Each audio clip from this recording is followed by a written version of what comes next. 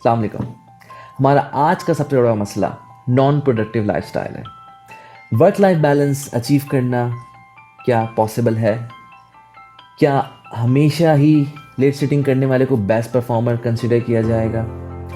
क्या work life balance achieve करना फ़र्ज़ी मफरूज़ा है जिसको अचीव करना इम्पॉसिबल है?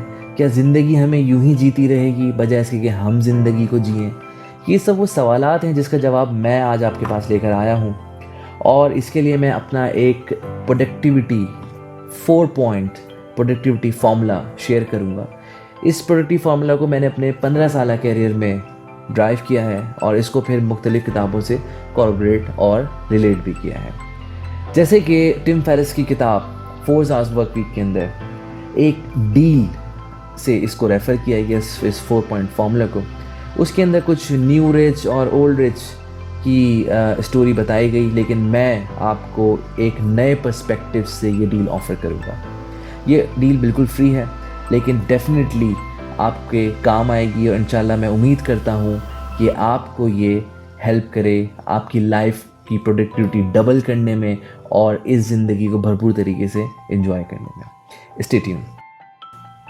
Hi, I'm Nabil Sheikh, and being chartered accountant, I'm associated with one of the largest investment banks in GCC. आइए start करते हैं इस डील को। Deal stands for definition, elimination, automation and liberation. Starting with D, definition. अपने goals और objective को बिल्कुल clearly define रखें। जैसे कि हम कहते हैं कि गोल्स या ऑब्जेक्टिव हमेशा स्मार्ट होने चाहिए, smart objectives. Smart, specific, measurable, attainable और achievable, and R realistic, and T is time bound और टाइम स्पेसिफिक। लेकिन इसके अंदर सिर्फ मेरा डिसएग्रीमेंट रियलिस्टिक से है, क्योंकि मैं समझता हूँ कि गोल अनरियलिस्टिक होने चाहिए, क्योंकि अगर आप उसको नहीं भी अचीव कर पाए तो आप रियलिस्टिक से बहुत ऊपर परफॉर्म कर रहे होंगे। ऐसा एक रिसर्च से भी साबित होता है कि 99% आइडियाज़ हमारे दिमाग के अंदर ही ख़त्म हो जाते हैं, ये फौत हो जाते हैं, क्योंकि हम उसको कभी एग्जीक्यूशन में लाते ही नहीं हैं, या हम हमारे दिमाग ही अपनी लिमिटेड सोच में इसको कहता है कि अनरियलिस्टिक ही हो ही नहीं सकता। लेकिन जब कोई और वो आइडिया डिलीवर करता है तो हमें लगता है अरे ये तो मेरा आइडिया था और पैसे ये छाप रहा है। ठीक है, तो इस चीज़ को अपने जहन में रखें कि जो भी आपके लिए अनरियलिस्टिक है वो सिर्फ आपकी सोच है जो उसको अनरियलिस्टिक बना रही है। आपका लिमिटेड एक्सपीरियंस या एक्सपोजर या विजन है जो उसको अनरियलिस्टिक बना रहा है, वरना तो लोग ऐसे भी हैं जो चांद पे और मरीख पे जाने की बातें करते हैं। तो इसलिए आपने क्लियरिटी रखनी है कि आपका गोल अनरियलिस्टिक या ऑब्जेक्टिव अनरियलिस्टिक भी हो तब भी उसको अचीव करें, ताकि आपकी परफॉर्मेंस रियलिस्टिक से बहुत ऊपर हो। प्रोक्रेस्टिनेशन, इसको कंट्रोल करें। अपने गोल को अचीव करने में जब भी आप किसी चीज़ के बारे में सोचते हैं, किसी नए आइडिया के बारे में सोचते हैं, या कोई नई प्रोसेस रिवैम्प आप चाहते हैं कि आप अपने ऑफिस या अपने उसमें करें, तो आप इसलिए नहीं कर पाते कि प्रोक्रेस्टिनेशन बोलती है छोड़ो यार, आज का काम कल पे छोड़ो, और वो कल कभी आते ही नहीं, और ये सिलसिला क़यामत तक चलता रहता है। तो इस तरह हम कभी डिलीवर ही नहीं कर पाते, इतना कि बात आई गई आती है और अगेन फिर कोई और आदमी आता है, वो डिलीवर करता है और उसको परफॉर्मर कंसिडर किया जाता है। तो हमने अपने प्रोक्रेस्टिनेशन को कंट्रोल रखना है और ऑब्जेक्टिव डेफिनेशन में बिल्कुल क्लियरिटी रखनी है। ठीक है, अपनी वैल्यू एडिशन को हमेशा क्वांटिफाई करते हुए चलें। आपके जहन में हमेशा होना चाहिए, आप जिस भी इदारे से मुंसलिक हैं, जो भी काम कर रहे हैं, अगर आप बिज़नेस के अंदर भी हैं तो आप ये देखें कि आप सोसाइटी में क्या वैल्यू ऐड कर रहे हैं, आपका बिज़नेस क्या वैल्यू ऐड कर रहा है। अगर आप एम्प्लॉई हैं तो आप देखें कंपनी के अंदर क्या वैल्यू ऐड कर रहे हैं। अगर आप कोई ख़ास वैल्यू ऐड नहीं कर रहे तो डेफिनेटली आपका आर्ली रेट हमेशा कम रहेगा। जैसे जैसे आप वैल्यू एडिशन बढ़ाते रहेंगे आपका आर्ली रेट बढ़ता रहेगा। कभी कभार हमें ऐसा लोग मिलते हैं, लेट्स से कि उनकी सैलरी आपसे ज़्यादा होती है, लेकिन अगर आप उनका लाइफस्टाइल देखिए, उनकी कोई लाइफ ही नहीं होती। वो आपके मैसेज का रिप्लाई नहीं कर पाते, हर वक्त बिज़ी रहते हैं, 12-12 घंटे काम करते हैं, 14 घंटे काम करते हैं। लेकिन अगर वो ये सब करने के बाद आपसे 10 या 20% ज़्यादा कमा रहे हैं तो वो कोई तीर नहीं मारे कि उनका आर्ली रेट आपसे भी कम है। जो काम आप 8 घंटे दिन में देकर कर रहे हैं वो वही काम 12 या 14 घंटे देकर कर रहे हैं और थोड़ा सा ऊपर प्रीमियम ले रहे हैं उसका। तो ये वैल्यू एडिशन एक क्वांटिफाइबल टर्म है जिसको हम अपने आर्ली रेट से हमेशा क्वांटिफाई करते हुए चलें। तो कभी भी अपने पैकेज या रिम्यूनरेशन या इनकम को नहीं बढ़ाने का फिक्र किया करें, अपने आर्ली रेट को बढ़ाने का टारगेट किया करें कि क्या आपका आर्ली रेट बढ़ रहा है। यानी अगर वही काम आप 160 घंटे में करने की बजाय 80 घंटे में कर रहे हैं और आपकी रिम्यूनरेशन सेम रहती है, मंथली इनकम सेम रहती है, लेकिन आपके आवर्स कम कंज्यूम हो रहे हैं, अब आपके पास ज़्यादा टाइम है किसी दूसरे ऑब्जेक्टिव या गोल पे काम करने के लिए, तो इसका मतलब कि आप ग्रो कर रहे हैं, आपका आर्ली रेट ग्रो कर रहा है, आपकी वैल्यूएशन बढ़ रही है। ठीक है, तो हमेशा वैल्यूएशन फोकस्ड हो, आप वैल्यूएशन को क्वांटिफाई करते हुए चलें और अपने गोल्स को स्पेसिफिक रखें और प्रोक्रेस्टिनेशन को कंट्रोल करते हुए चलें। This is all about definition. Next is elimination. Elimination के अंदर आप अपने टाइम कंज्यूमिंग इंटरप्शंस को एलिमिनेट करेंगे अपने वर्क लाइफ से या अपने रूटीन से। इसके अंदर वेब सर्फिंग भी है, इसके अंदर न्यूमरस ईमेल्स भी हैं, इसके अंदर आपके पास अनप्रोडक्टिव या जिसमें कोई डिसीजन मेकिंग नहीं होने वाली ऐसी मीटिंग्स भी हैं जिनको आपने अपनी लाइफ से एलिमिनेट करना है। एलिमिनेशन का मतलब ये नहीं कि आप कल जाकर इसको रिस्पॉन्ड करना छोड़ दें, इसको आपने प्लान के साथ एग्जीक्यूट करना है। आपने इंटरवल्स डिफाइन करने, दिन में 3 से 4 इंटरवल जिसमें आपने अपनी ईमेल्स को रिस्पॉन्ड करना है। और उसके अलावा अगर आपके क्लाइंट या कोलीग्स को कोई अर्जेंसी हो तो वो आपको व्हाट्सएप या कॉल कर सकें, आपके एक्सटेंशन डायल कर सकें, आपने उनको इन्फॉर्म करना है यू कैन अप्रोच मी, लेकिन आप ईमेल का रिस्पॉन्ड इन इंटरवल्स में करेंगे। ठीक है, because you are trying to achieve some productivity in your life, right. तो इसके लिए आपने ये एक प्लान एग्जीक्यूट करना है। अपनी ईमेल्स का आपने इस तरह की शेड्यूलिंग करी कि आपने हर वक्त ईमेल चेक करने की बजाय उन रिस्पॉन्स स्लॉट्स में जो भी 2 से 3 दफ़ा आपने दिन में डिफ़ाइन किया हुआ है उधर जाकर आपने उनको रिस्पॉन्ड करना है। इसी तरह मीटिंग्स के अंदर बजाय इसके कि आप फुटबॉल मैच या क्लाइमेट डिस्कस में टाइम ज़ाया करें, आप स्टार्ट ही अपनी मीटिंग का करें how I can help you या what I can do for you.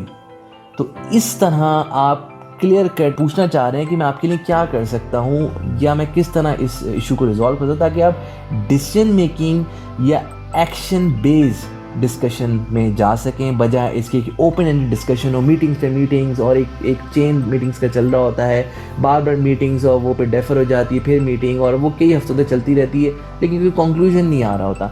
तो इस तरह की मीटिंग्स को हमने अपनी लाइफस्टाइल से एलिमिनेट करना है। इस तरह की ईमेल्स को जिसके अंदर 100 लोग सीसी में होते हैं और उसमें कोई एक्शन नहीं लिया जा रहा होता या उसमें कोई एक्शन लेना ही नहीं होता बल्कि बस आप लोगों को आपको सीसी में रख दिया होता है किसी ने, तो इस तरह की ईमेल्स को आप कम कर सकें। तो इस तरह आपने अपनी लाइफ से इस तरह के टाइम कंज्यूमिंग इंटरप्शंस को एलिमिनेट करना है। इसके लिए रिचर्ड कॉश की किताब 80-20 principle the secret of achieving more with less को मैं रेफ़र करूँगा, जिसके अंदर उन्होंने बताया है कि आपकी 20% एक्टिविटीज़ दिन में ऐसी होती हैं जिस पे आप अपना 80% आउटपुट अचीव करते हैं। और अगर आप अपनी रूटीन पे गौर करें तो आप भी ऐसे ही कर रहे हैं कि आपकी प्रोडक्टिविटी, आपकी मेजर प्रोडक्टिविटी डिपेंड करिए आपकी 20% एक्टिविटीज़ पर, और जिससे आपका पूरा दिन डिपेंड कर रहा होता है। ठीक है, और 80% एक्टिविटीज़ अगर आप एलिमिनेट भी कर दें अपनी लाइफ से तो इतना ज़्यादा आपकी लाइफ पे इम्पैक्ट नहीं आने वाला होता। Third is automation. अपने प्रोसेसेस को ऑटोमेट करने की कोशिश करें, ज़्यादा से ज़्यादा ऑटो पायलट पे लेकर आएँ अपने प्रोसेस को। अपने अंडर, अगर आपके अंडर टीम है, आप टीम मैनेज करते हैं तो उनमें इस तरह की डेलीगेशन करें कि आप Aahista Aahista repetitive nature of task को या तो process RPA robotic process automation के थ्रू ऑटोमेट करने की कोशिश करें रिपीटेटिव नेचर ऑफ टास्क को, या आप डेलीगेट करने की कोशिश करें लेस कॉम्प्लेक्स टास्क को अपनी टीम के अंदर, उनको भी डेवलप करें और मोर कॉम्प्लेक्स टास्क अपने पास रखें। और अगर आपकी टीम उस टाइम तक मज़ीद डेवलप हो चुकी है तो कॉम्प्लेक्स टास्क भी उनमें ट्रांसफ़र करने की कोशिश करें, या अपना रोल रिव्यूअर या सुपरवाइज़र के उसमें रखें ताकि आपकी टीम आपको कॉम्प्लेक्स प्रोसेस भी डिलीवर करना शुरू कर दें। अगर आप बिजनेसमैन या फ्रीलांसर या इंडिविजुअल हैं जो कि टीम की शक्ल में काम नहीं करते बल्कि आपकी नेचर ऑफ जॉब जैसे लॉयर या नेचर ऑफ जॉब ऐसी है कि जिसके अंदर आपको टीम से इंटरेक्शन नहीं करना पड़ रहा होता, तो आप VA वर्चुअल असिस्टेंट हायर कर सकते हैं। इंडिया पाकिस्तान से आपको बहुत अच्छे रेट में वर्चुअल असिस्टेंट मिल सकता है, जिससे आप इनसे अपनी वर्चुअल असिस्टेंट यानी अपने लेस कॉम्प्लेक्स टास्क या रिपीटेटिव नेचर ऑफ टास्क इनके थ्रू एग्जीक्यूट करा सकें। जैसे मैंने इस वीडियो की एडिटिंग के लिए VA की सपोर्ट ली, ठीक है, तो इसी तरह आप भी अपने प्रोसेसेस को ऑटोमेट करने की कोशिश करें, अपना रूटीन ऑटो पायलट पे रखें जिसके अंदर आपकी टीम या आपके प्रोसेस एग्जीक्यूशन हो और आप मॉनिटरिंग या लूप के अंदर रहते हुए इस प्रोसेस को ऑब्जर्व कर रहे हों और आपकी इंटरप्शन 10 to 20% की रेंज में होनी चाहिए। तो ये ऑटोमेशन आप टारगेट करें अपने प्रोसेस के अंदर अचीव करने के लिए। Fourth is liberate yourself from work place location. अपने आप को, अपने प्रोसेस को, अपनी जॉब को वर्क प्लेस से आज़ाद करें। It should not be location bound. आप कहीं भी बैठकर इसको डिलीवर कर सकें। पेंडेमिक सिचुएशन जिससे हम गो थ्रू हुए हैं अभी, लास्ट ईयर हम पूरा इससे सफ़र करते रहे, इस साल भी काफ़ी हद तक हम इसको फेस कर रहे हैं। तो इसके अंदर बहुत अच्छी अपॉर्चुनिटी थी कि हम अपने को प्रूव करें, अपनी प्रोडक्टिविटी को प्रूव करें कि हमारी प्रोडक्टिविटी रिमोट जाके बढ़ जाती है। और ऐसा हुआ भी। इवन के जो बॉटम लाइन थी या रिज़ल्ट से काफ़ी कंपनीज़ ने अपने रिज़ल्ट्स इम्प्रूव किए क्योंकि उनके लोगों की प्रोडक्टिविटी बग़ैर किसी माइक्रो मैनेजमेंट के इंडिपेंडेंटली ऑपरेट करके बढ़ गई। लेकिन कुछ जगहों पे ऐसा नहीं भी हो सका, लेकिन अक्सर जगहों में उनकी प्रोडक्टिविटी, अक्सर कंपनीज़ ने अपनी प्रोडक्टिविटी बढ़ाई और इस कॉन्सेप्ट को प्रूव किया। और इवन के अब काफ़ी कंपनीज़, ख़ासतौर पे टेक्नोलॉजी सेक्टर के अंदर काफ़ी कंपनीज़ फुली रिमोट जा चुकी हैं या उन्होंने अपने एम्प्लॉयज़ को ऑप्शन दे दिया कि अगर आप घर से काम करना चाहें करें और अगर ऑफिस आना चाहें ऑफिस आके करें, कोई मसला नहीं है। तो ये प्रोडक्टिविटी हम अचीव कर सकते हैं जब हम अपने आप को लिबरेट करें एक परमानेंट लोकेशन से, क्योंकि आपका अक्सर अच्छा खासा टाइम रोज़ाना उस लोकेशन से आने जाने, कम्यूट करने में वेस्ट हो रहा होता है, उस लोकेशन में जाने के लिए अपने आप को प्रिपेयर करने में वेस्ट हो रहा होता है, फिर आने जाने में थकावट भी हो जाती है।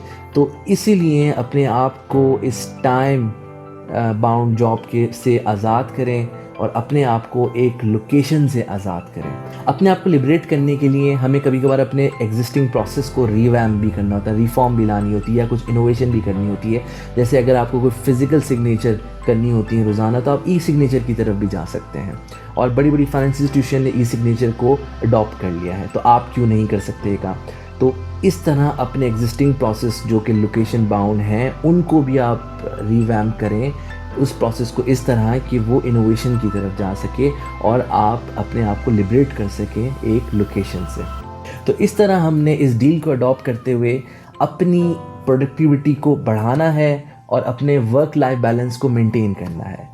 डील को अडॉप्ट करने के लिए हमने अपने ऑब्जेक्टिव्स को डिफ़ाइन करना है, अपने इंटरप्शंस को एलिमिनेट करना है, अपने प्रोसेसेस को ऑटोमेट करना है और अपने आप को लिबरेट करना है किसी पर्टिकुलर वर्क प्लेस से। उम्मीद है मुझे इंशाल्लाह आपको इस वीडियो से कुछ सीखने को ज़रूर मिला होगा। अगर आपको कुछ सीखने को मिला है तो अपने ख्यालात का ज़रूर इज़हार करें कमेंट्स के अंदर।